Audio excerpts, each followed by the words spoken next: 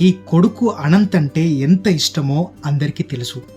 ఆ ఇష్టం ఇప్పుడు ఏకంగా వారణాసి నగరాన్ని ముంబైకి తీసుకువచ్చేలా చేసింది. అదెలా అంటే, అనంత్ అంబానీ రాధికా మర్చెంట్ల పెళ్లికి కావాల్సినవన్నీ దగ్గరుండి చూస్తున్నారు నీతా అంబానీ. ఆ క్రమంలో కొన్ని రోజుల క్రితం వారణాసి వెళ్లారు.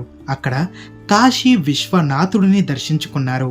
అక్కడి ఆధ్యాత్మికత, నగర వైభవం, కళా నైపుణ్యం ఇలా అన్నీ నీతా అంబానీని కట్టిపడేశాయి. దీంతో ఎంతో చరిత్ర గల కాశీ వీధుల్లోనే తన కొడుకు పెళ్లి చేస్తే ఎలా ఉంటుందనే ఆలోచన వచ్చింది. ఆ ఆలోచనతోనే పెళ్లి మండపాన్ని కాశీ నగరంలా తీర్చిదిద్దారు.